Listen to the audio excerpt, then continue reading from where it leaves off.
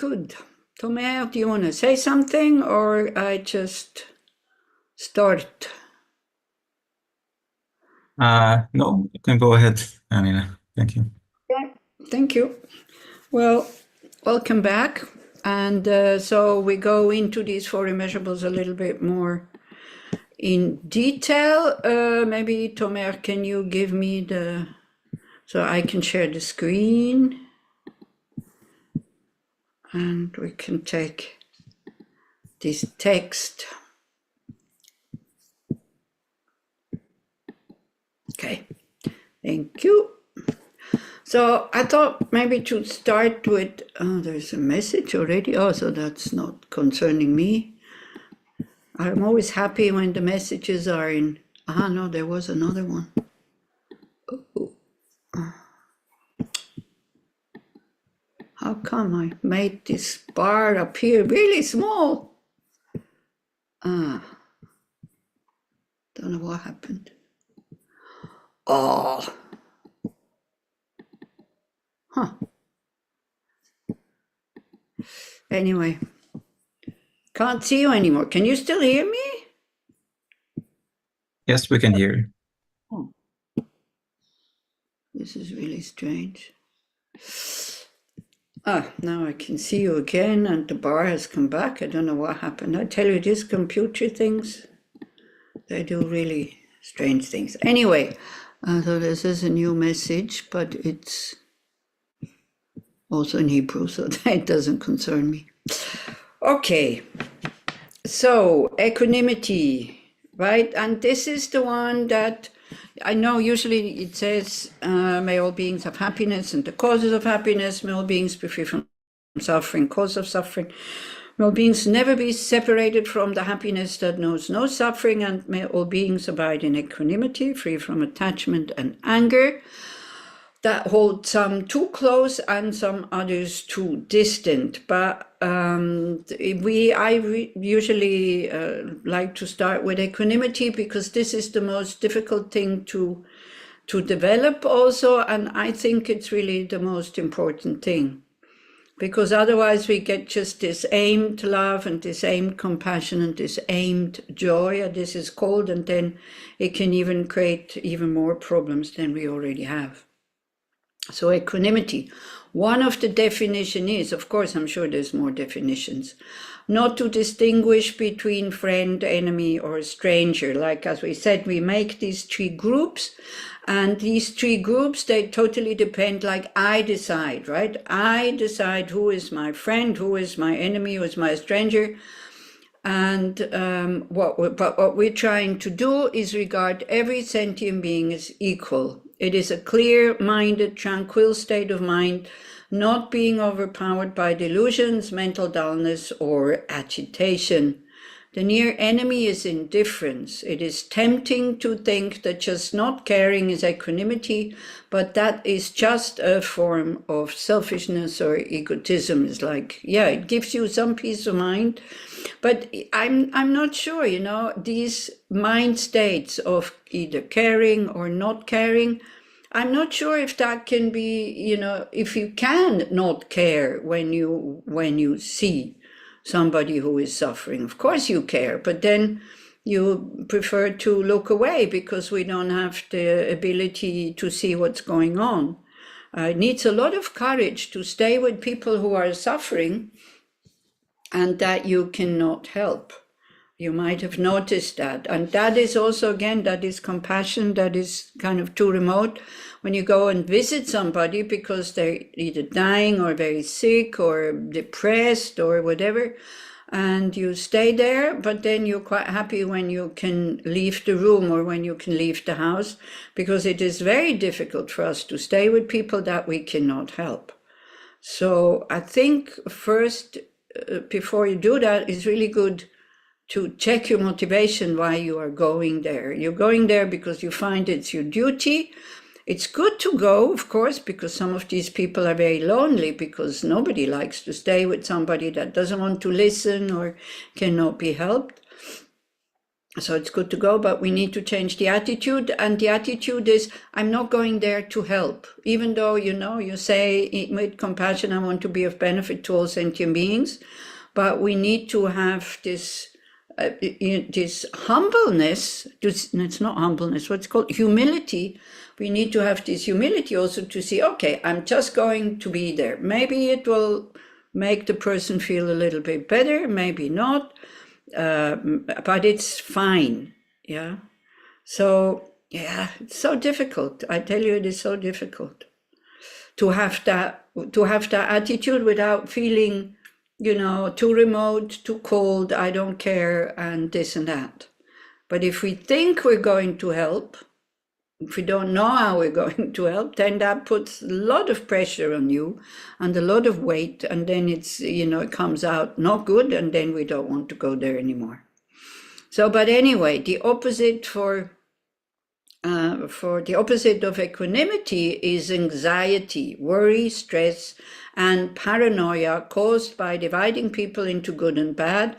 One can worry forever if a good friend may not be a bad person after all, and thus spoiling trust and friendship. A result which one needs to avoid is apathy as a result of not caring, like totally shutting down. But as I'm saying, I really wonder if one is able to do that. I mean, our mind reacts to what we see, what we hear, and then we think about it, and then we have an opinion. So I'm not sure. So then equanimity is the basis for unconditional altruistic love, compassion and joy, for others' happiness and bodhicitta. When we discriminate between friends and enemies, how can we ever want to help all beings? Equanimity is an unselfish, detached state of mind, which also prevents one from doing negative actions. So here again, it even says in the definition, it's a detached state of mind. So how can we be interested when we are detached? This is what we will be, this is what I will ask you. But then again is one thing, these three categories, we draw these black lines around them, and we think friend will always be friend, like they will always be friendly to me. Enemy will always be harmful, and the stranger, well, this one is not interesting. This one is not interesting anyway. And then of course, if the people we dislike, the way we treat them, openly, maybe I close this so then I can see you again, or we read this first. So if one tries to befriend an enemy for a moment, he could become your friend. The same thing occurs when one treats a friend as an enemy. Therefore, by understanding the impermanence of temporal relations, wise ones are never attached to food, clothing, or reputation, nor to friends or enemies. So, as it says, it's true. We're not so happy about somebody that you dislike because we don't treat them nicely in general. We don't care about them. We're not concerned about their happiness, are we? People that we dislike. Yeah, no, yeah, okay. So if you treat them like your friends, because we treat our friends so that they stay our friends, isn't it? When we are attached to them because we're kind to them, we kind of do whatever they ask us to do, not all the time, but very often. And so if you start treating your friends like you treat your enemies, they will not be friends much longer. Like they will not want to see you. They will not want to spend time with you. Yeah. I mean, we have maybe, again, if you turn the whole thing around, then maybe you notice it, that if somebody treats us in a not nice way and they're not interested in us and all this, even though we were friends before, we very quickly also, we lose interest, isn't it? Yeah. So then it could also go the other way around. What do you think?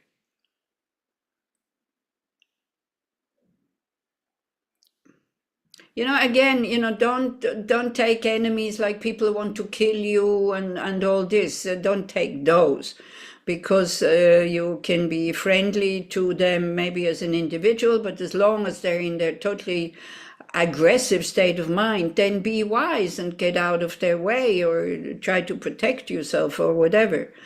So this is not talking about this. Again, this is talking about attitudes, right? So if people that you dislike because they dislike you, you start to treat them in a friendly way, it could make them into friends, but it could also get totally on their nerves, by the way. You see, yeah, Adriana? Yeah, but it doesn't mean that we don't have to try. It's Yes. like people say, smile and the world will smile to you back. But it's not, sometimes the world will smile and sometimes not. Yeah, It's exactly. what counts is your own attitude. Is your own attitude. When you see that, you see again, we can try to change somebody's mind about us when they are unpleasant to us, either for our own sake, because we can't stand it when people don't like us, or we can do it with the attitudes for the sake of the other. That we understand ourselves. Do you have aggression? Do you have aversion for people? But I'm not talking people who you will see on TV and on the newspaper, because you don't meet them, okay? I'm talking about people, that you work with, people that are your neighbors, people in this, not just people that we meet maybe once. Do you know that mind state, that there is somebody that, even though they're not really even very harmful, but they don't behave the way you want them to behave, or just they're not intelligent enough, or they're not wise enough, or whatever. Do you know that mind state, which is called aversion? Yes. Sometimes it's like feeling like hard energies from other people. That's what occurs to me. That I like feel uncomfortable in the being with some people, sometimes at work, I don't know, people that I know, but I have no deep relationship with them. And it just, I don't feel like calm. Yeah, we feel uncomfortable with them. They have this power, and we are giving them this power by closing up our heart. This is it. But it doesn't mean that you should not protect yourself. It doesn't mean you have to agree with them, as His Holiness also says in the movie. What we have to learn is to separate the actor from the action. And that always helps. And also, you see, Alain Père, you know Alain Père? You've heard about him? Yes, of course, you know him very well. Some of you, so he wrote this book, but it's like on, one page is only one sentence or something like that. I haven't seen the Hebrew version, I only see the English translation. And this is really good also to create, I think, to create equanimity, to take one page each day or something like this. Maybe somebody has it on their computer and can maybe share it or something. Because it says, I don't know. So we see we have so many opinions about people and so many preconceptions about people. So if somebody behaves in a very unkind way or whatever, and then all of a sudden we hear that, I don't know, the wife or the husband has just left, or that they just found out that they have cancer, or they've been sick for I don't know how many months or something like that. When we know that their life is not going in a good way and that they behave in an aggressive way or in a closed way or whatever, the moment we know, we're so much more forgiving, isn't it? And we let go, we understand. The person doesn't change his or her behavior, but our attitude towards that person changes. Do you see what I'm talking about? But very often we don't even want to know that we don't know, because we think we know everything. And on top of it, what we think is that we think that people have control over their mind. I mean, it's enough to look at our own mind to see that nobody who is not really realized has control over their mind. I mean, none of us, I'm pretty sure, wants to go through the world being angry, attached, desirous, jealous, envious, is it? So can we just assume that it's the same thing for everybody else? Yeah, some people are nodding, but can we take this into our daily life? That if people are nasty, that they do not do this kind of on purpose? This is very difficult to recognize. You know, when somebody doesn't treat us the way we want to be treated, we think that they have a choice, that they choose to be unkind. Okay? Don't we do that? And then we get hurt, and then we get angry. If we start to recognize, you know, they're just under the control of their self-centeredness, which then creates aversion, anger, even hatred, rejection, resentment, jealousy, envy, and all that. If we can recognize they suffer from this just as I do, not just now when they have these negative emotions kind of functioning, but also that they will suffer in the future. What they will, yeah, this is probably the book. Thank you, Adriana. They will suffer in the future because they are creating a lot of negative karma. You see, so instead of getting hurt and feel like the victim, we can start growing up, and especially if you're Buddhist, and I don't know, because quite a few people on this page here that I don't know, so I don't know if you're Buddhist or not. So then I don't know. I don't like to talk about karma for people who are not Buddhist or who don't really know the law of cause and effect, because it sounds like it sounds like the Buddha is saying, it's your own fault, you deserve it. This is how we use it, isn't it? But this is not what it says. It just says, if you create certain actions, then they will either create suffering for you in the future or create happiness, like in very simple terms. And it is not really the action, it's more your mind state. And this is maybe that we don't pay enough attention to, because we learn also in Christianity, we learn the 10 commandments. So it's basically actions, isn't it? It's like, don't do this, do that, da, da, da, da. And then also again in Buddhism, we read the 10 non-virtuous actions, which the first 7 have to do with the body and the speech. And then we think, okay, I'm not allowed to do this, I'm not allowed to do that, I'm not allowed to do that. But that is not what it means when the Buddha was teaching the law of cause and effect. He just says, if you do this, this will happen. If you do that, then that will happen. And it's not just the action, it's the mind state that you're doing the action with, whether it's self-concern or you can also include the other person in your concern for happiness.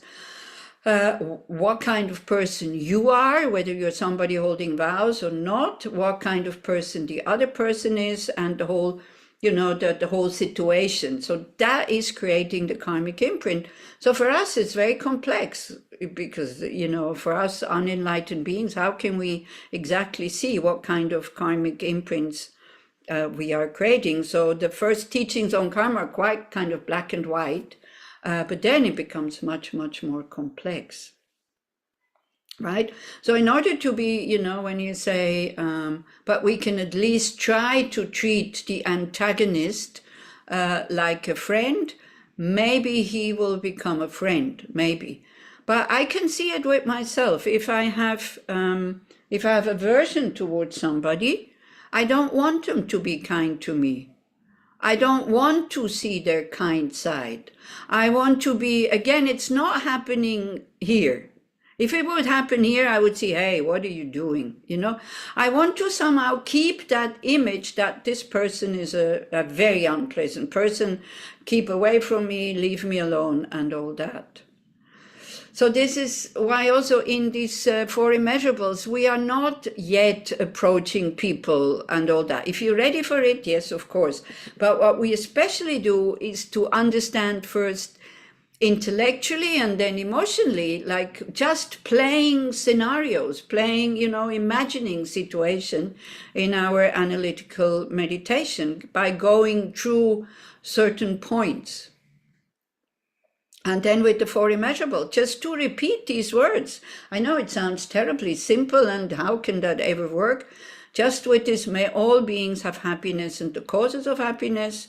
may all beings be free from suffering and the causes of suffering, to repeat this again and again and again and again and again and again until the mind understands. But the thing is, you can repeat these words just totally mindlessly. Then it doesn't have much effect. It will still have some effect, I think. But to really think, when I say, may all beings have happiness and the causes of happiness. If you go into the more elaborate version, then it goes, may they have happiness and the causes of happiness. So it's almost the same words, but if you internalize the words, it does something different to your mind state. Yeah, because we can feel the mind state in our body. So it's really good this is why mindfulness meditation is so helpful, because if we're not doing mindfulness or awareness meditation, and if we don't train the mind to be mindful or aware, we are totally lost in thoughts, in our views and opinions that we have, and we never examine whether we don't have to examine whether they're right or wrong, because they're wrong anyway, because they're based on misconceptions. Some are very wrong, some others are only half wrong, and some others are just a little bit wrong. So we don't have to examine them right or wrong, but helpful or not helpful. Because there is no such thing as one truth that functions. If somebody can function like impermanent things, they cannot be true, right? If something is really true from its own side, it has to be the same for everybody. Otherwise, it's not true. You cannot have two truths. Although the Buddha is teaching about the two truths and the four truths, but they address different things. Okay, and so as the Buddha says, my teachings are not true, but they lead to truth, meaning that nothing exists from its own side. Everything is a dependent arising. There's nothing that is coincidence. It looks like coincidence sometimes. We say, it's very funny also, especially with spiritual practitioners and Buddhists, like when things go well, or somebody was sick and then they're healthy or whatever, then we say, oh, wow, I'm so lucky. You win something or you find something that you have lost. Have you ever heard yourself thinking or saying that, wow, I'm so lucky? Yeah, no? Or other people, say they're so lucky. Then the Buddhists, when things don't go the way we want them to go, then we go, oh, it's my karma. Yeah? So very often, all the things that don't go the way we want them to go, we put it on the karma. And other things we think it's coincidence. Both is karma. Both are karmic results. So this again shows how we don't see the whole picture. Yeah, and then when we are sick and all this, we say, oh, wow, it's my karma. And like that, it is as if we are blaming the karma. You can blame the karma, but karma is our mind stream who has created the cause in the past. It's not something that has just been thrown on us. Yeah. And then especially with equanimity, as I said, these people we like, these we dislike, these we're not interested in. We make these black lines around them and think that it will always be like this. So maybe we can, and then we think they are really bad or they're really good and they're really not interesting. And then all of a sudden, somebody comes and says, oh, wow, has it ever happened to you? Well, I don't know, that somebody didn't recognize you and then wasn't interested in you at all. And then all of a sudden you hear where they live and then you say, oh, I have a good friend who lives there and the name is such and such. And then the person says, oh yeah, it's my friend also, and totally changes attitude. Has it ever happened to you? So have you changed in that short time? First you were a totally uninteresting person for that person. Then you said, oh, I'm a friend of theirs. And then everything changes. All of a sudden they're interested in you. I remember who was it who came? I think it was Leora's brother, Leora Michai, who came to Tushita at one point. Nobody knew who he was. and nobody was really interested in him. It was many years ago, but it was so typical. And then, so he was just sitting there and nobody was really interested in him. And then, I don't know why, but then he said, oh, I'm Leora's brother. And both, everybody was interested in him because, of course, everybody liked Leora Michai. So that was like 30 years ago, something like that. Maybe her brother still remembers. Would you like to have lunch? Can we, are you here too? Can I show you the center? Where are you living? Blah, blah, this and that. So this is what we do. So how can that biologically, how can that happen that somebody who is so uninteresting and then just being the brother of somebody that I like, all of a sudden it becomes an interesting person? How can that happen logically? What makes that happen? This question to you guys. We are always like happy to meet someone that has somehow a connection to us, that we can find something in common, that we feel like knowing that he's the Boaz's brother, we say, I like Boaz, maybe he's so nice too, or something like this, or I don't know, or like having something in common to begin some relation or something. Right, but if we would be, that's very good, the relationship, what we have in common, but you see, we cannot be interested in all beings because everybody wants to be happy and nobody wants to suffer. This is something that is a fact. Now, you said Boaz, I said Leora, that was his first wife.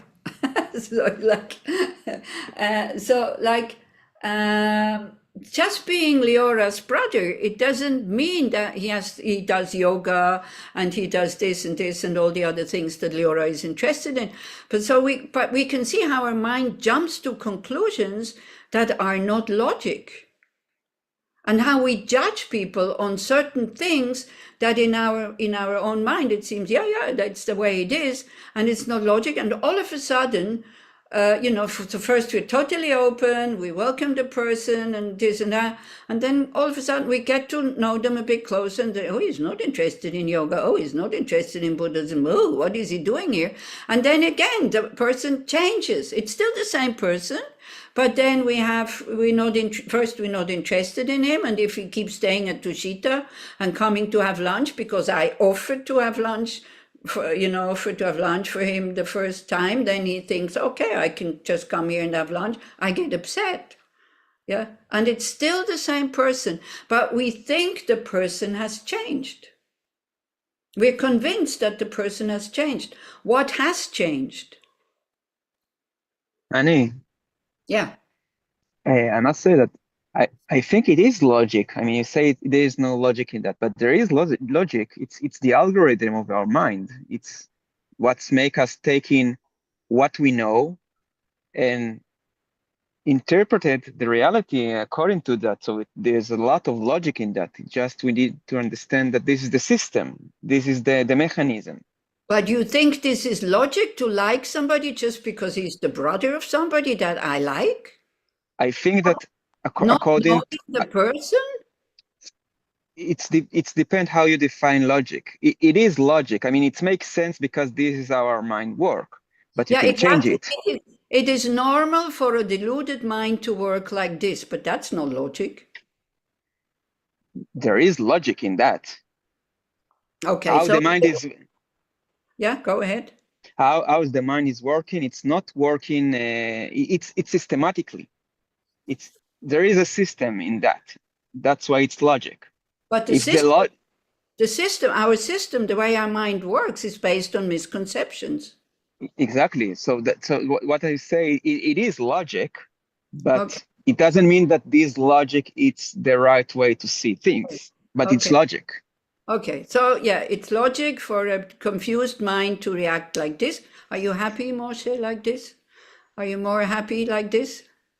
If it's logic? No, are you happy with my definition? So I made a mistake. I said it's not logic, but yes, it is logic for a confused mind to have these reactions.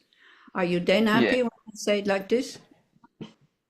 You can say happy, but it's not about happiness. Just I think it's more like for myself also to understand the terms. Okay. Anila, it's making a association of falling in love. Yeah, When somebody fall in love and don't see the other. yeah. He think he is like him. With everything is the same, you know, and Yeah. everything is good and everything. But sometimes after 6 months, he started to see it's not the same. He's another person, and he's not so good like I thought. And then you blame This it on is a delusion. Yeah. then you blame it on the other person. No. Yeah, you blame it on the other. You say you have changed, isn't it? If it's becoming love, really love, it's not Yeah, like if that. it's becoming love, then it's different. So I have the story of a good couple, really a couple who had of course they fought also like any couple fights, and they had to work on their relationship, but they were really, as you say, then it changed into love. But then they said, or he said when we met the first time, it was somewhere in a nightclub or something, and they fell in love with each other immediately. So then he said, so I thought, because you didn't know me, but you fell in love with me, I thought that you like me the way I am then, right?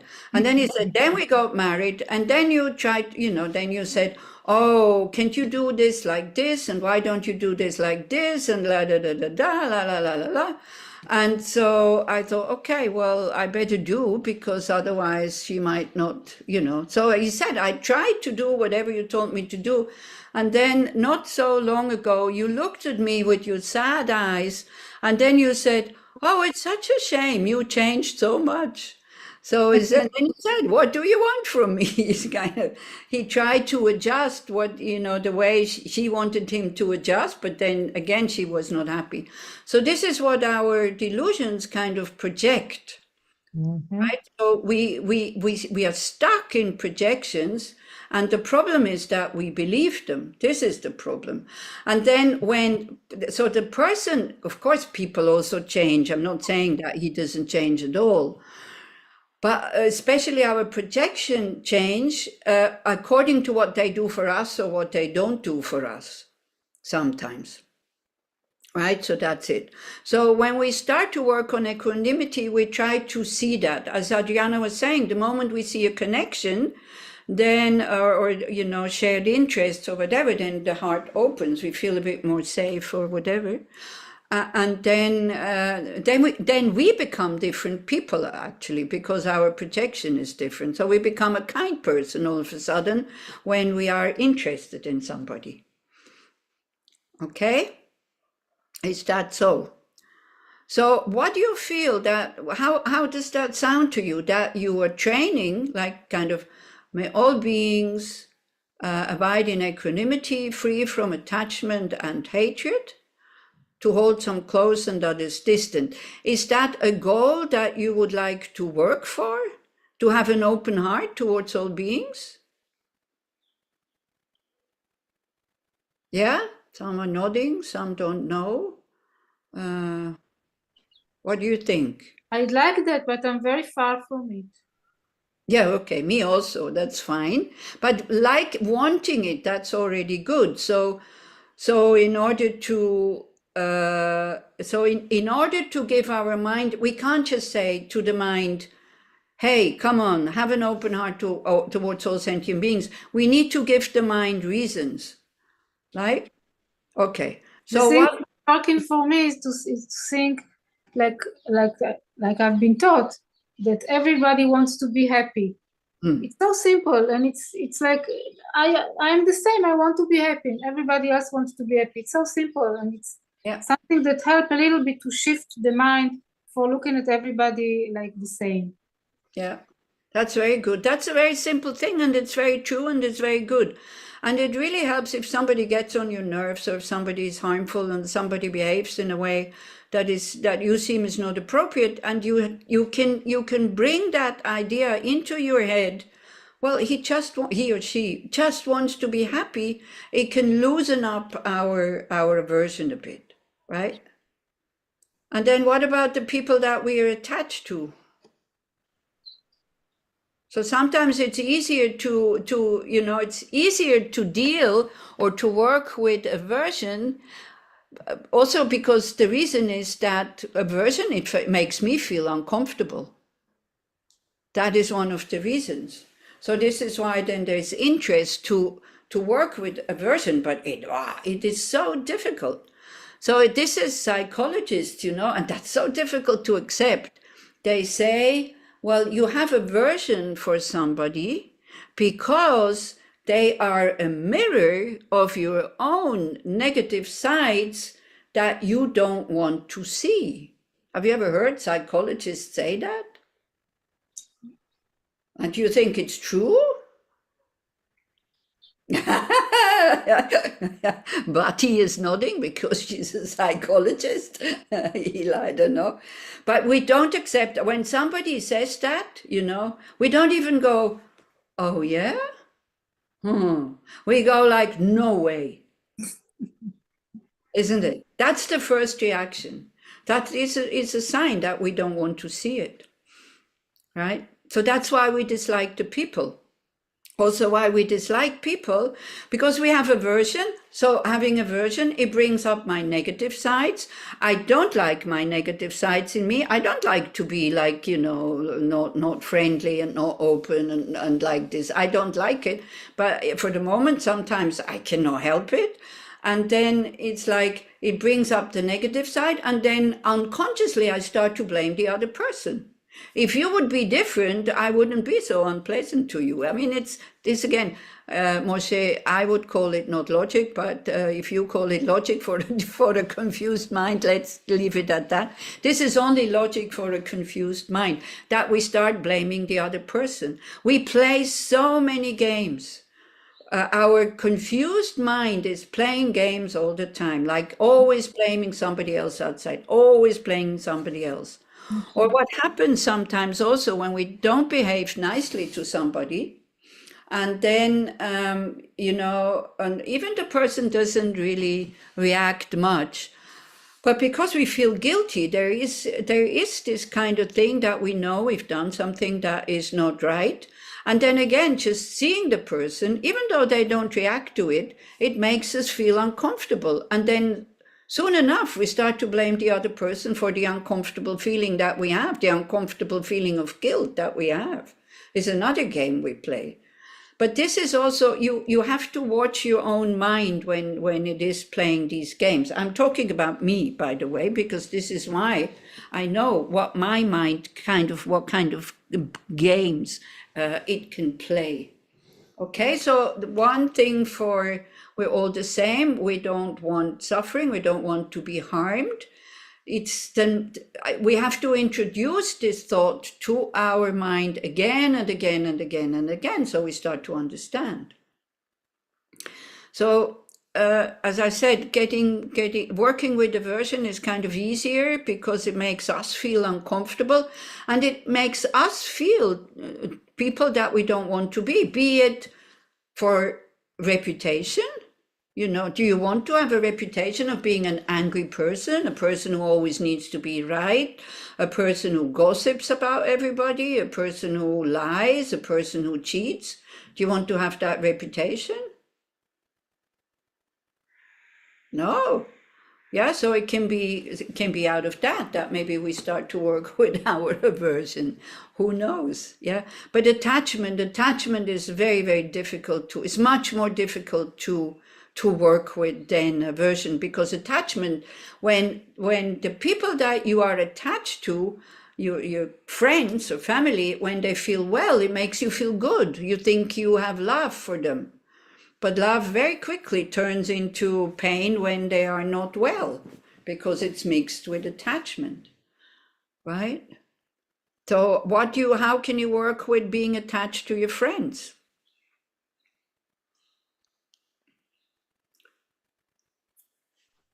Or to your children. Or children, yeah. Well, children is too difficult. Children, there's this thing called secure attachment. Well, we need to have it if you have children, because if you have equanimity and you love all the children the same way, I would say, please, if you don't have children yet, don't have children, because they would feel totally insecure. And I see it sometimes when I talk to people, not children anymore, but we were all children at one point. When I talk to people that maybe their parents were like priests and out helping the society, the community all the time and hardly ever home, this for, my dad, my mom, this is not very good, because they feel not loved. They feel as if, other children are more important. You cannot explain to a child, but now this child needs me more than you. This is for a child very, very, very difficult to understand. Yeah, so I think keep your attachment to your children. I think that's quite okay. But don't have, the thing is, with attachment, there's also a lot of, a lot of expectations coming. That's the problem. I see a lot of old people being angry at their children because they don't give them enough attention. They don't visit them enough. They put them in an old people's home and all this, yet they were expecting that they would look after them until the end of their life. So the less attachment and the more love you have, then the more your relationship will be happy. I think it was Lama Yeshe who, when he was explaining the difference between attachment and love, so he said, attachment is, this is you, and then this is the love, the mala, and so he would go like this and say, I love you so much, I cannot live without you, I need you, and then he went, boom, kind of, finished with the love, because you feel you're suffocated, right? So it's very, very difficult to find a good balance between attachment and love. And this is why when we start really, really, really practicing these four immeasurables, again, we don't start, with the biggest enemy and with the biggest object of attachment. Then slowly also. So a very good antidote for attachment is thinking about impermanence. That's painful, we think, at the beginning. If a mother or a father has to think, my children could die before me, because that's also a logic for a confused mind to think that because I'm older, I will die before them. But we don't know, and we don't need wars and things like that for young people to die before us. It's enough just to be on this planet and have a body that is so fragile. So at the beginning, when we think like this, maybe again, not with the children, it's too much. I don't have children, so I really don't like to talk about having feelings for children, because I don't know. I know that they're very strong. I see it in many people. I know that they're very courageous also, the love that you have for your children. And I see that they're very beautiful, because the kids can behave in such an impossible way, and even turn against their parents. But the concern in the parents for their happiness is still there. When we used to do this meditation, I said, if your friends would treat you like the one who was meditating, they were usually young people. I'd say, if your friends would treat you the way you treat your parents sometimes, you would surely not keep them as friends, isn't it? But what do our parents do? Grandparents, parents, they're there for us all the time.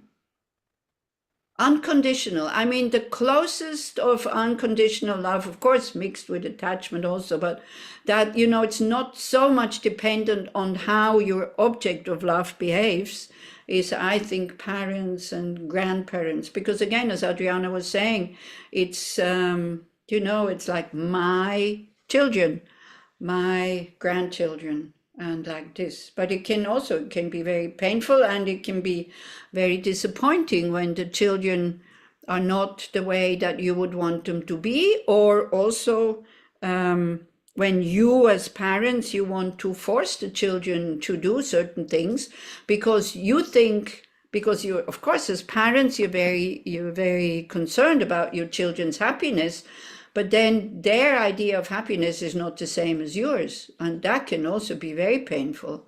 And there can be a lot of pressure from the parents on the children. Like, for example, I'm not happy because you don't have any children and you don't make me a grandma or a granddad or things like that, especially here in Israel. I've heard quite a number of stories like this. So if you are parents and your children are not married yet and don't have children yet, and they don't want children, so leave them, you know. You get a lot of joy of being a grandparent, but also you lose a lot of your freedom of being a grandparent because you will have to look after the kids. Because anyway, so a bit like that. So attachment, you know, to really to think about impermanence and to think about the, to think about the expectations that it brings forth and that we exaggerate. We exaggerate the good qualities. But again, don't think that, you know, this is totally separate, that we can, either we have love or we have only attachment. It's very much mixed, right? So when we see that we are disappointed, then you can say, yeah, I was expecting. So there was most probably, or for sure, attachment present in my love. And when we feel hurt of that they are not paying enough attention to us, then also it was met with attachment. There is in one sutra, there is a saying from a king who has lost his son. It's not the story of the tigers in the Golden Light Sutra, because there the king suffers very much, because he says that joy of happiness from receiving a child is much, much smaller than the pain of losing a child. And I think if you have children, you could probably relate to that, because it's terrible. It's really, really terrible. And I'm not saying it's good or it's bad. This is just the way it is. But this other king, his son died and he was not sad. And the people wondered. I thought, well, didn't you love your son? Why are you not sad? And the king said, well, you know, I wasn't depressed or unhappy before this son came into my life. So why should I be depressed and sad now that this son has gone? I just appreciate the time that we had together. Wow, this is very advanced. And to us unadvanced people, it almost sounds like, oh, he didn't really love his son, doesn't it? Yeah, so like that. So this is it. When my mom died, I felt guilty and I didn't know what was wrong with me, because I had a problematic relationship with my mother, which kind of cleared up more or less, almost totally, before she died. I would say from my side, totally before she died. And I was very happy about this. And it's really Buddhism and this, you know, the constant meditations on the kindness of the mother, which I really didn't like because it showed me that I was doing something wrong, which of course I don't like to be shown, because as I told you at the beginning, I'm arrogant. So then she died, and she died she really decided to go. She spent 4 days in hospital and then she died. I mean, it looked totally, she said, that's it, I've had enough, goodbye. And I didn't make it in time. I was still in India to come back. And so I didn't feel good. I didn't feel well. I don't know why, but because I had no attachment to my mother, that I loved her would be an exaggeration, I think. You know, this love that we have, which is mixed with attachment. But I was okay with her. And for me, that was a huge step, not to reject her, not to have aversion towards her and like that. So then I said to a friend of mine, I said, I don't know what it is. I feel really strange. And she said, let's do tarot. So we did a tarot, and the card guilt came up. I told you the story last weekend already, didn't I? So then the card guilt came up, and I thought, what do you mean? I don't feel guilty. I sorted out my problems with my mom, and I was kind to her before she died. I was able to be naturally kind before she died. Not like this, you know, I have to be and this and that. It came quite spontaneously, which was great. For me, it was very good. And so I felt, then I kind of came to the conclusion, I feel guilty about not being bad that she has died. Because for us, it's a sign of, I didn't love her. You have to feel bad when somebody, your mother, your daughter, your son, whatever, you have to feel bad. This is what we kind of learn, isn't it? Sign of love.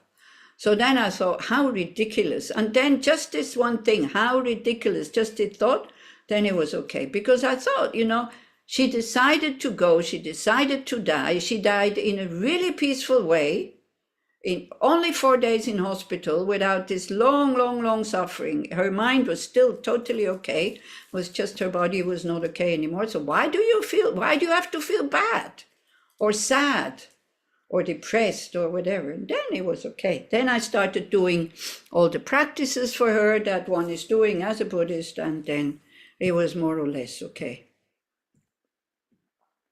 Okay. So since we're talking about love, we can go to love. So with the equanimity, is it okay, more or less? Like what it means, we have an open heart towards all being, whether they are close to us or not close to us, whether they do whatever they want to do, or if they do what I want to do, or whatever. That we see that, you know, the similarities. We all have the potential to be good because this is our nature. That also is not very apparent. This, I think you need some faith in the Buddha's teachings when the Buddha says the quality or the nature, a natural quality of a mind is goodness, spaciousness, and intelligence. Natural intelligence. So this is this you need to have faith, I think, in the Buddha's teachings to see that, because some people are there are people who use their intelligence to exploit others, to destroy others, to kill others, whatever. But still, again, we have to think, what does it do for me if I start to believe that even that person can be a good human being, or what does it do to me when I think, no, they're by nature bad? Maybe I'll close this again. Maybe this is a good question. Can you see a difference there?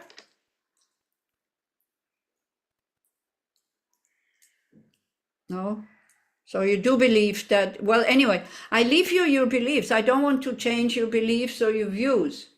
There are people who say, but there are people that by nature they are bad. By nature means cannot be changed.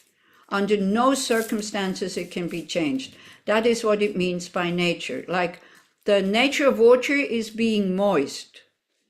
So you cannot have water that is not moist or wet, okay? So if you say this person by nature is bad, then that means there's not worthwhile trying. Whereas if you see, well, it's just very, very, very hidden that every being's mind by nature has natural goodness, natural spaciousness, and natural intelligence. What would happen if you would start thinking like this? Is it dangerous for you, or would it be beneficial for you? Because we all come down to the same thing. It's like, since we are unrealized, we have to start with ourselves. What is beneficial for me and what is harmful for me? No opinion? Okay, no opinion. I think Adriana looked like she went into the car. So if she doesn't speak anymore, then there is total silence here in the audience. I'm sorry, I'm on my way to the Cinematheque. That's okay. No, so you're still listening, okay. But I'm here, yes. Oh, Adriana, you concentrate on your car, okay? No, it's okay. It's okay, thank you. On the traffic, that's okay. And enjoy the movie, so that's good. Okay, so anyway, so you decide, you don't have to tell me. Anyway, you decide what will happen to me if I start to think that even this person can show goodness, and what will it do to my mind state, and what will it do to my mind state? Will I say that by nature they are bad and they are evil? So this is for you to decide. I don't want to influence you in this. I'm just presenting you certain ideas, and then whether you accept them or not, this is totally fine, and we can still be friends, even if you have totally different ideas. Okay, so then we come to love. Okay, so if we have an open heart towards all beings, then love and compassion and joy, of course, comes much easier. Yeah, because as long as we have attachment and aversion, like also with the attachment, we have a lot of anger because towards people when they are not nice to our friends or to our family, the people that we do like. Yeah, like there's these 9 kinds of anger. One is they are not nice to me. They were not nice to me in the past. They're not nice to me now, and they will never be nice to me in the future. So we have 3 kinds of anger. Then they are not nice to the people I like. They were not nice to the people I like, and they will not be nice to the people I like. And then they are helpful to the people I don't like.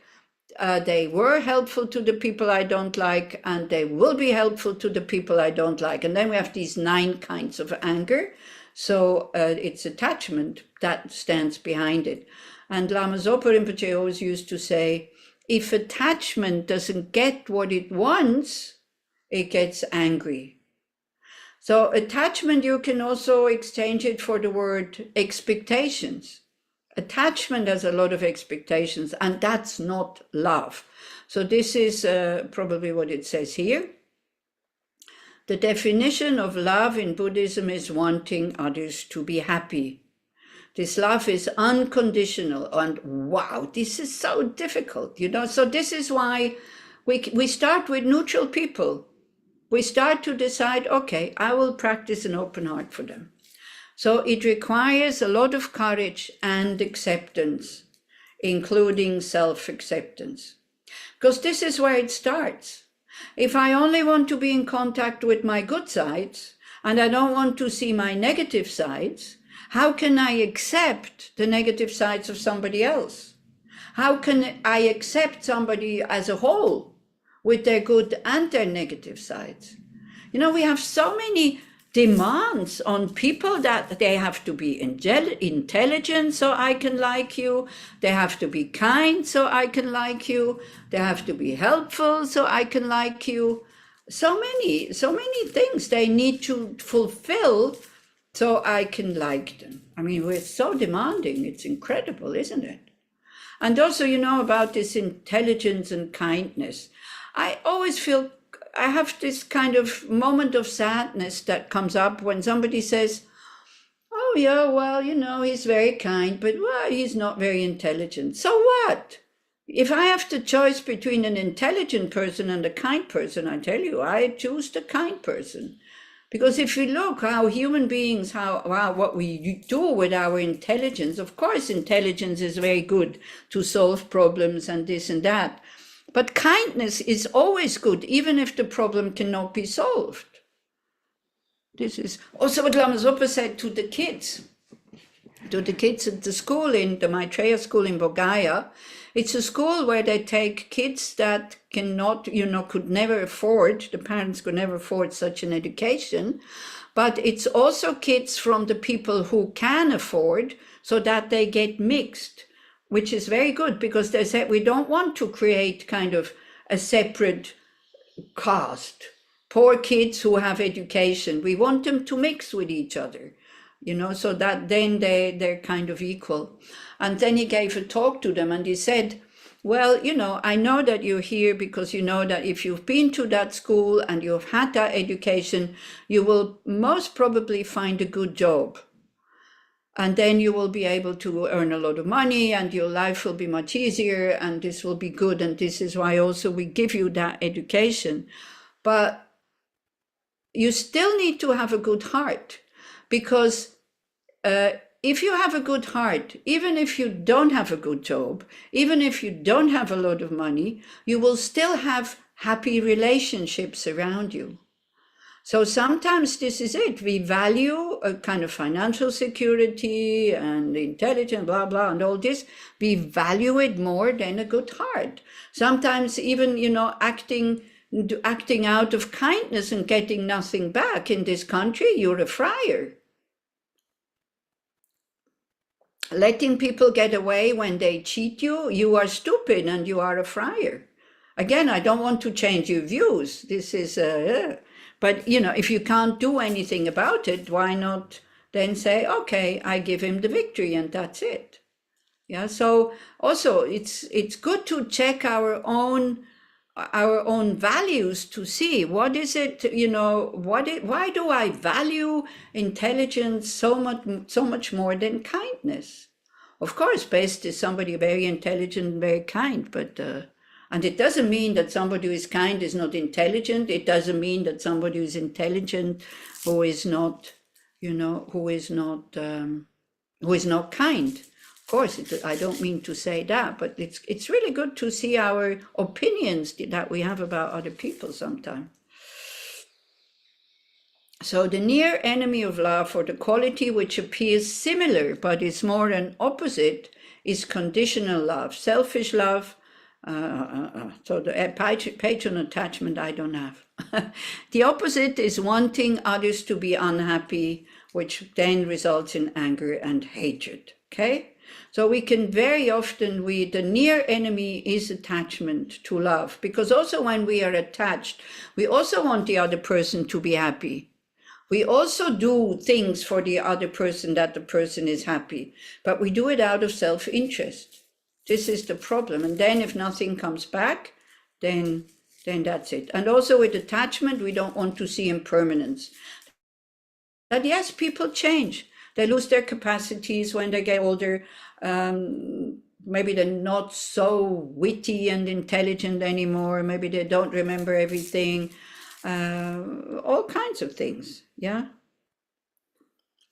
But then the opposite is anger, because anger and hatred. So when we talk about anger in Buddhism, is always a wish to harm. So anger has many, many, many faces. So we have to be careful there also, not to put every strong energy that comes up that feels like anger is a wish to harm. You're the only one who can judge that, you know. So a result which one needs to avoid is attachment, but wow, it's very difficult. They say anger is like dust on a piece of cloth. It's kind of easy to get rid of because we see it's not beneficial, it doesn't make me feel good, it's not good for my health, and all these other things. So dust on a piece of cloth, you blow and it is gone, right? Then they say attachment is like oil in a piece of cloth. Is, you know, it's mixed with the cloth, very difficult to get rid of. And most of our anger, yeah, comes from attachment. So this definition means that love in Buddhism refers to something quite different from the ordinary term of love, which is usually about attachment, more or less successful relationships and sex, all of which are rarely without self-interest. Instead, in Buddhism, it refers to detachment and the selfish interest in others' welfare. Again, we have the word detachment. If you would have to, by body language, you would have to show detachment. How would you do it?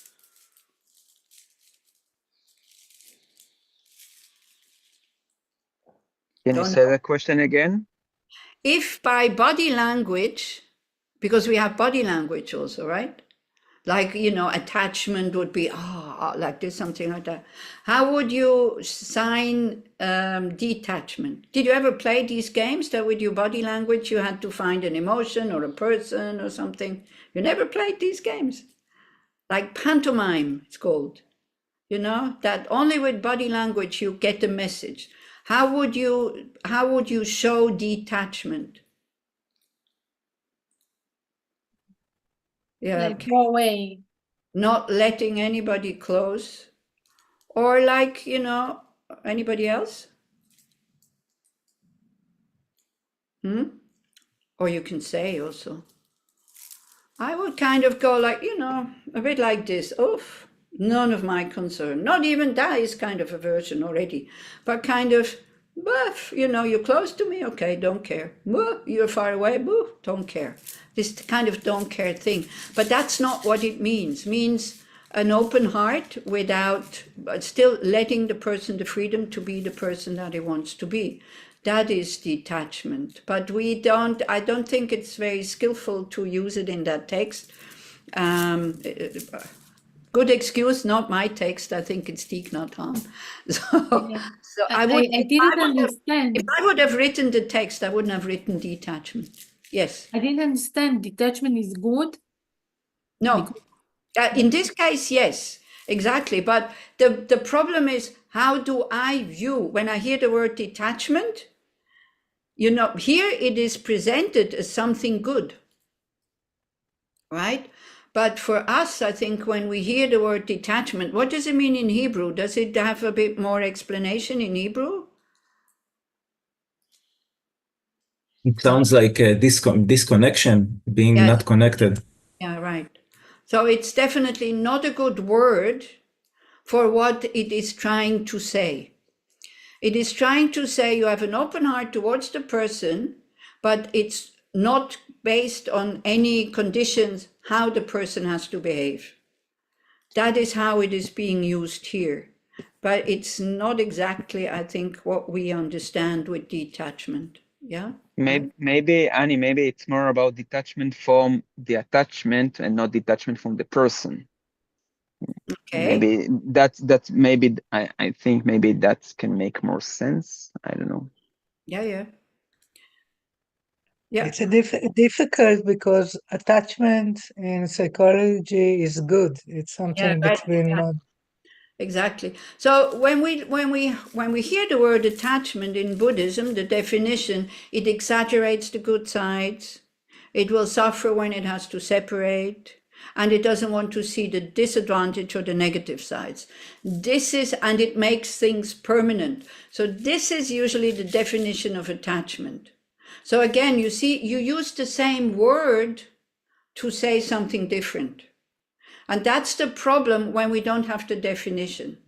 And this is why I asked you to give me a definition of detachment to show you that it is, that we understand it not in the right way. Oh, do you understand what I'm saying? I'm two kind of going around a few corners here. So a good thing is to have an open heart, but the person doesn't need to be special or do certain things for us to keep our heart open. This is meant with detachment. Or as Moshe was saying, to be detached from attachment, like attachment is gone. The attachment with the expectations, with the exaggeration, with the clinging also. Yeah, we will do a meditation. It will maybe then become clearer. But now we go to compassion, so that we kind of manage to go to all four of them. So then compassion, the definition is wanting others to be free from suffering. This compassion happens when one feels sorry with someone and one feels an urge to help. The near enemy is pity, which keeps others at a distance and does not have the urge, does not urge one to help. Yeah, like we see it, and this is what we also call, we are detached, like the detached in a negative sense, kind of, it's none of my concern, I cannot do anything. You know, again, this one sentence, I cannot do anything, can be helpful or it can be totally cruel. right? Like really, oh, none of my concern, there's nothing I can do anyway.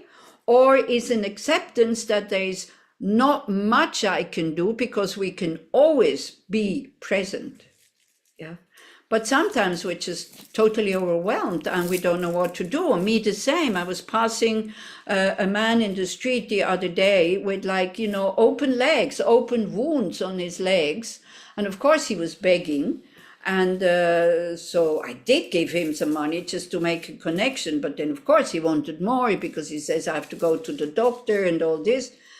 And then I thought, well, you know, as a real bodhisattva now, I would leave everything I'm wanting to do because it was for my own sake.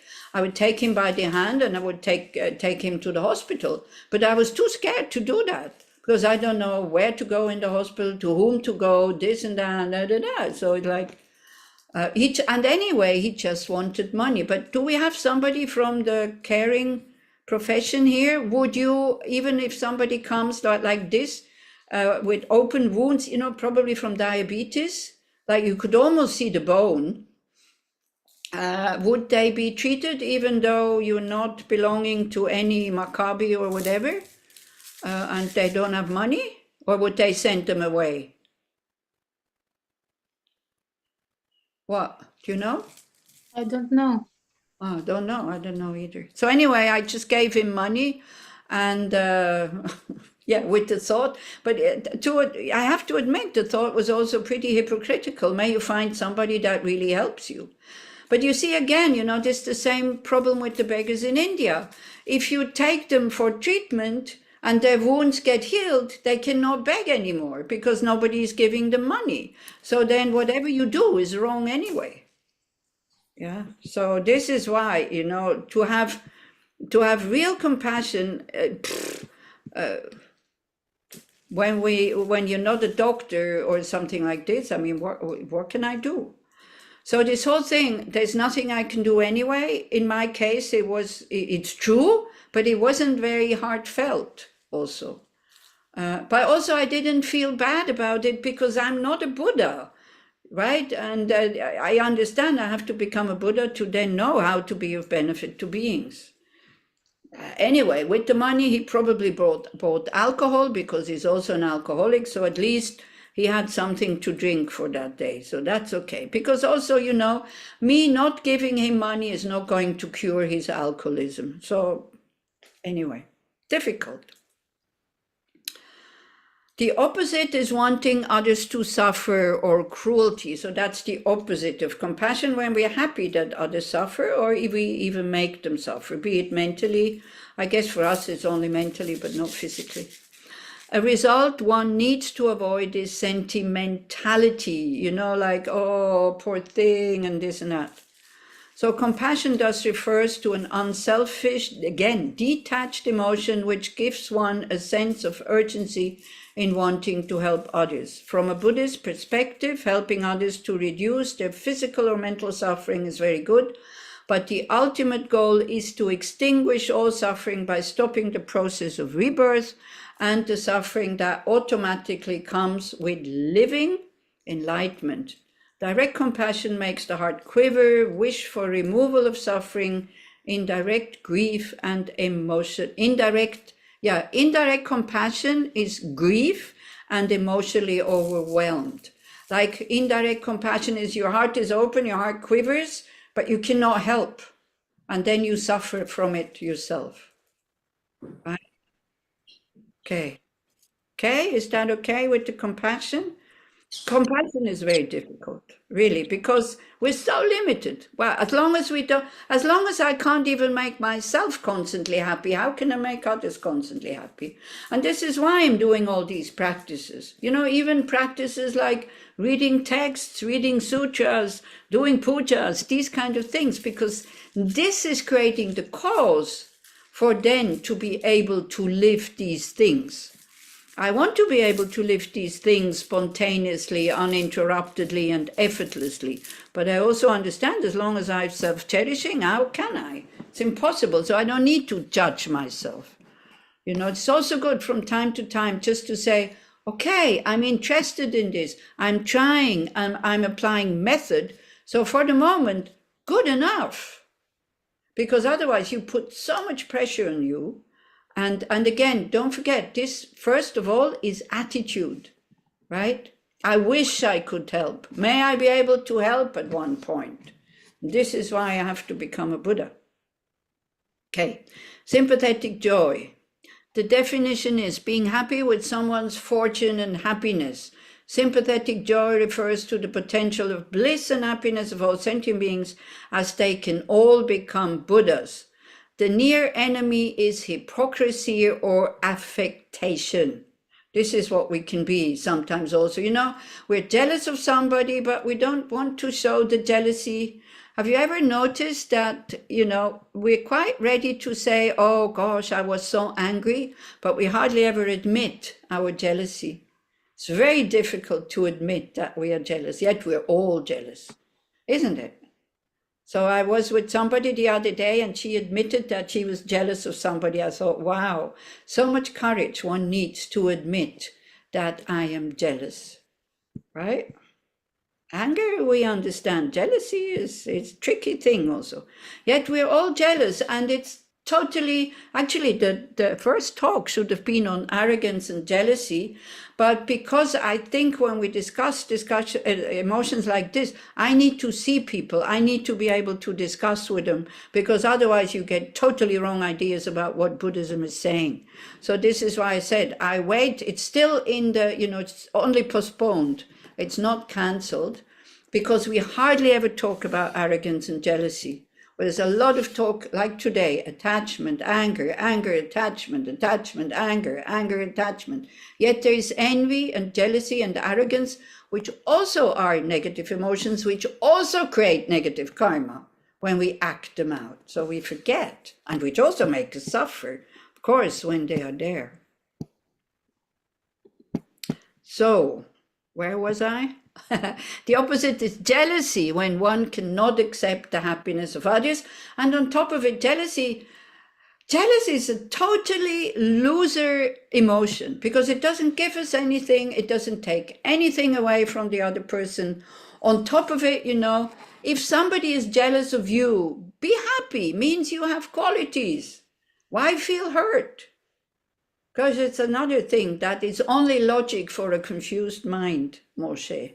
It's good what you said. It's logic for a confused mind. Very good. A very good point, really. Hopefully I will remember it and will take it up.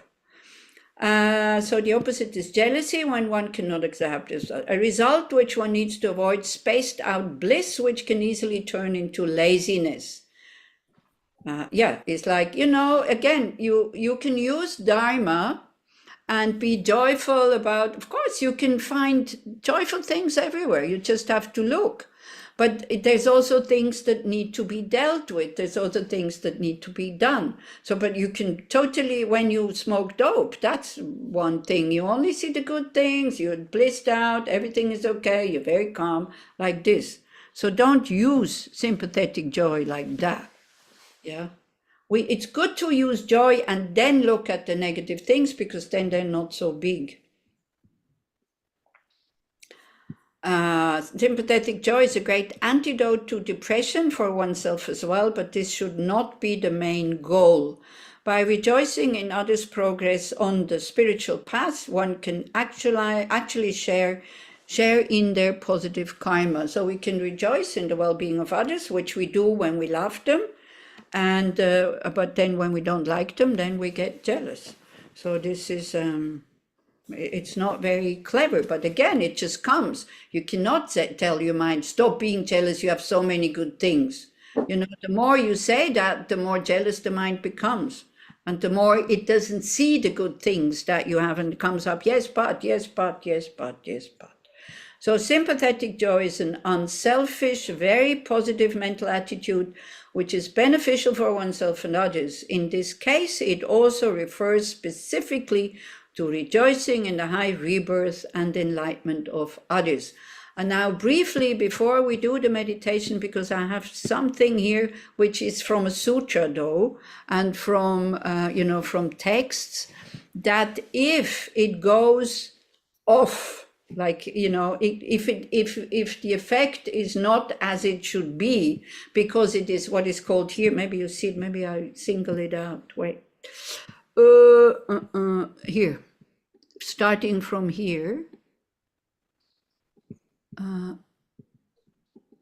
Okay, so this one. When love is aimed just at some beings, one can become, you know, like with the attachment. So the attachment, you can counteract it with unaimed compassion to overcome suffering of confused karmic entanglement. Because don't forget, love is not compassion. Okay? Compassion is to see the suffering. Love is to rejoice in the happiness of others. Okay? So if the love is like, wow, you know, too much involved, too much attachment and all this, you think about also the suffering of the person, and then this confused karmic attachment entanglement can loosen a bit. Because when everything is going well and there's a lot of happiness and there's a lot of love and this and that, you don't want to see it, the suffering or the possibility of suffering coming. Then aimed compassion, you're too fixed on others as truly existent objects. And then you get depressed, of course. Then you have to counteract it with unaimed joy, like may all beings never be separated from the joy of liberation and enlightenment. And so that you overcome depression and weariness by thinking that no matter what, everything is impermanent, everything will change, right? For example, and no matter what, everybody has the potential to be happy. Yeah. Does that make sense a little bit? Then aimed joy. So with this aimed joy, you become overexcited and flighty, like spaced out. So counteract with unaimed equanimity, free from attachment. And then aimed equanimity, you become indifferent and passive. You know, like, oh, everybody is equal and everything is empty, everything is impermanent, everything will change, so who cares? A little bit like this. You become indifferent and passive, and you counteract that with unaimed love, extended to all, meaning may all beings have happiness and the causes of happiness. So you are the only judge to know when it is too aimed, you know, and then you see what is happening, and then you counteract it with the antidote. Okay? That was a bit fast, I do recognize. Shall we do a meditation on this? How about that? To end, so that maybe you can feel something. It's quite short, so you don't need to be afraid that you will suffer, because I don't want to make you suffer. Okay?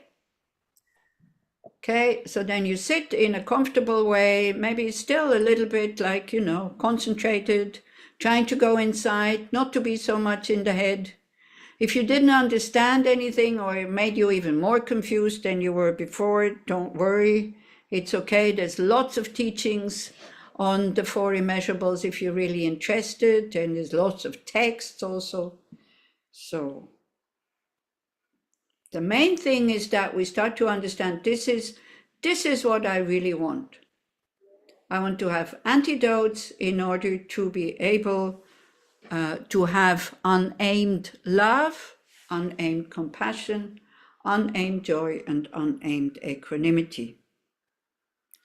So the first, the unaimed love. The near enemy is attachment, which masquerades as love. Love allows, honors, and appreciates. Attachment grasps, demands, and aims. Attachment excludes, love includes all. Love is the powerful tool to transform any situation and problem. Don't forget, love is the wish for others to be happy and well. True love is unconquerable, irresistible. As Adriana was saying, we can still try to be kind. Whatever the question, love is the answer. Hatred never ceases through hatred. Hatred can only cease through love, wishing the other person well.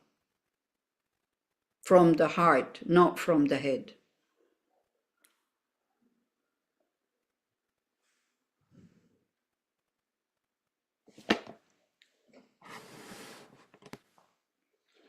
Then through compassion, the near enemy is pity. Compassion is open. Pity says, oh, that poor person over there is suffering.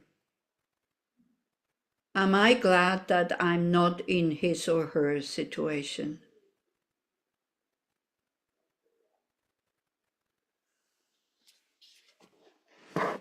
Pity sets up a sense of distance and remoteness. Compassion knows about the suffering of the other as a reflection of one's own pain, saying, I truly understand. I suffer too. This is part of our existence.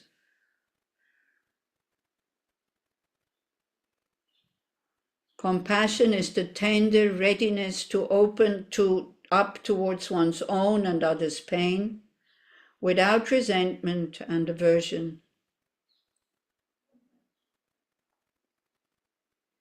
Compassion embraces those who experience suffering and brings them into our heart.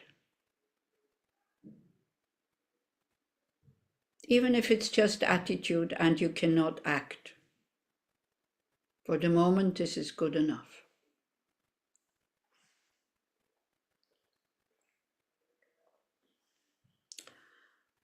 Then sympathetic joy is the ability to feel joy in the happiness of others.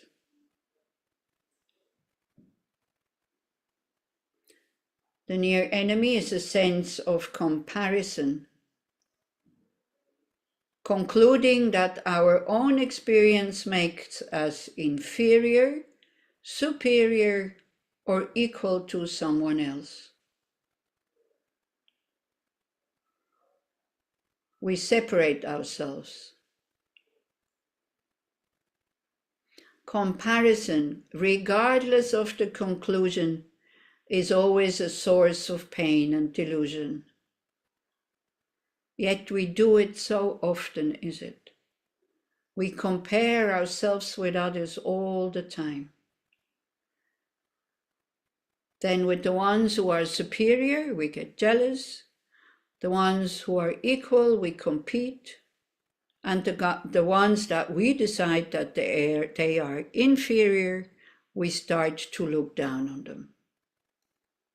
How cruel.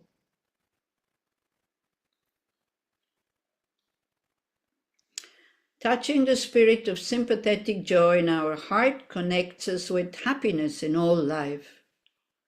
Sympathetic joy embraces all those who experience happiness themselves and brings us together with them. Their well-being becomes our own. And we can see that when our children, when our grandchildren are well, we're happy. When they're not well, we're not happy.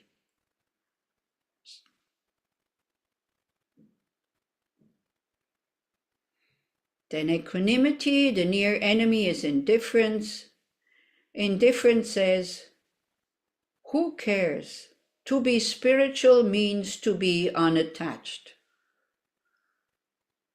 What does it matter anyway? It is all impermanent and empty. That is the voice that fears commitment and finds it difficult to stick to a job, a relationship, or a spiritual practice. Genuine spiritual practice requires great commitment and a willingness to engage in a full and intimate way with our life, In a mistaken way, indifference can bring a temporary sense of peace, but because it is an attitude of not caring and a withdrawal from experience, it separates us from the energies of life. True equanimity is a balancing out to all aspects of life. It is an engagement in the whole of life with composure and balance of mind. Seeing wisely the nature of all things. Seeing that although everything is empty, we must nevertheless honor the reality of form. Flowers fall with our attachment, weeds spring up with our aversion. Touching equanimity in our hearts, we can know deeply that the world of conditioned phenomena is insubstantial and still be fully present and in harmony with it. Equanimity embraces all of life equally, loved and unloved ones, agreeable and disagreeable things, pleasure and pain, touching them all with balance. But touching them, this is the secret, that we touch them with a spacious mind, which knows what love is, knows what compassion is, and then joy is, I would say, guaranteed. Okay. So thank you very much for being so patient and listening to me, because as I said, I don't find the right words anymore. I kind of jump left and right and this and that, but we still dedicate, because even though whatever is being delivered is not perfect, then we still dedicate, and we use that dedication that we usually use in the when we read, that's not what I wanted. When we read the Golden Light Sutra every morning, we still do that. This is something I can do well. Have perfect texts and I just read them. Then I know I'm doing something that is good and that is correct. And don't worry, I'm not fishing for compliments. I do know my limits and it's fine. For me, it is fine. It is okay. I just more and more, I don't want to do these things anymore, because as I say, I always have the feeling I confuse people even more than they were before. Okay, but still we dedicate all the positive energy that we have created due to the merits of these virtuous actions. May I quickly attain the state of a Guru Buddha and lead all living beings without exception into that enlightened state. May the supreme jewel bodhicitta that has not arisen arise and grow. May that which has arisen not diminish, but increase more and more. May the supreme view of emptiness that has not arisen arise and grow. May that which has arisen not diminish, but increase more and more. And then, of course, we request His Holiness the Dalai Lama as a representative of all our inspiring gurus who can lead us and guide us to full awakening. We request them to have long and healthy lives. In the land encircled by snow mountains, you are the source of all happiness and good. All-powerful Chenrezig Tenzin Gyatso, please remain until samsara ends. Then we think about the specific situation here in the Middle East, which is by all means is not good and totally stuck, it seems to me. So then all the positive energy that we create, it's good to, to dedicate it so that it can get unstuck. Don't go, oh, there is no hope. That definitely doesn't change anything for the better. So due to the merit of reciting and listening to the Golden Light Sutra and the other prayers, may the conditions for peace in the Middle East and the whole world immediately be established. May all citizens everywhere enjoy complete freedom from violence or oppression, and may they live in safe environments. May everyone who has the right of freedom of speech speak with kind and helpful words to create unity instead of hatred and division. May all the hostages and their families be united, alive. May they not remain traumatized, and while in captivity, may they be provided with all their physical and mental needs. May all who have been uprooted from their homes return, and the destroyed homes be rebuilt. May all who have and are dying in this war be immediately reborn in a pure land and quickly attain the deathless state free from suffering. May all who protect their homeland be safe from receiving and giving harm. May the settlers stop attacking the Palestinians and Bedouins in the West Bank. May the terrorists stop attacking the Israelis. And may the Palestinians and Bedouins have and receive all the resources they need to survive. May all terrorist attacks around the world be stopped. May hatred cease and friendship and mutual respect become the guiding principle of the whole area and the whole world. May all children, women, and the elderly be protected and respected everywhere. May all politicians and people who have the power to make decisions be farsighted, develop bodhicitta, think about how to create peace, have respect for each other, and being able to live together. May the doctrine of all religions benefit all sentient beings of this world. May all sentient beings be free from suffering and the causes of suffering, and attain peerless happiness. Okay, thank you very much. Please take care. And yes, of course, if you have interest in these four, to develop these four mind states, please don't let it just be there. You have to have better commentaries on that. And more commentaries, and just, very simple. May all beings have happiness and the cause of happiness. May all beings be free from suffering and the causes of suffering. May all beings never be separated from the happiness that is free from suffering, meaning liberation and enlightenment. And may all beings abide in equanimity, free from attachment and hatred, that holds some close and that is distant. Just repeating that again and again and again and again until it takes form. Whatever our mind does is habit. This is all. Yeah, so we can change these habits. So if you would have some confidence, if you have some confidence that you can change these habits, and you want to change these habits, and you recognize anger and cruelty and hatred and jealousy and attachment, and again anger or indifference, as being unhelpful to have a peaceful world, then by all means use these four immeasurables. Which of course not from me, they're from the Buddha, so I didn't make up anything. It's just the teaching of the Buddha, and it's the first step in developing bodhicitta, is equanimity. So thank you very much, and Thank you. enjoy the rest of your Shabbat, and may you be happy, may you be well. Thank you very much, Anila, and thanks to all the participants. Hope to see you again, safe and sound, in Zoom and also in live meetings. Hopefully, they will have them soon. Okay. Well, anyway, Zoom meetings with other people, not with me. I think you probably just assisted my last Zoom meeting that is labeled teaching. So I think that was it. So maybe it becomes very historical. So then that's it. But you will see me on reciting sutras and pujas and precepts and all these kinds of things, like Buddhist practices. I want to say something. Yeah, please do. I just had contact with Dalit. Okay. Dalit went on YouTube, so I said she should have gone on the Zoom and told you that they must run into shelter all the time. Yeah, no. She said, yeah, I made a mistake. I could have said it, and because I didn't know what is happening, I'm on YouTube.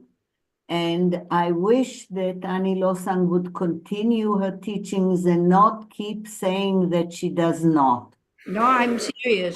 I'm just a messenger. Don't kill me. No. You have so many good teachers, so this is... Meeting in person, maybe yes, but Zoom is, for me, is like not enough contact there. My mind doesn't work like that. So anyway, we'll see. We'll see in the future. Thank you, Anila. Thank you. Thank you very much. What I find the most helpful Thank you. Is having private meetings, because then I can ask the person questions. I see where the person stands, where the person is. Then I can give that person Buddhist methods where I feel more comfortable and I know I'm not doing any damage, because sometimes I think, I don't know where these people are, you know, mentally or whatever, spiritually. Okay, so anyway, we'll see what happens. But by all means, please be safe, please be happy, please be healthy, strong, courageous, free from fear, and may your life be joyful and being able to be lived with ease, even in these difficult situations. Thank It's possible. you.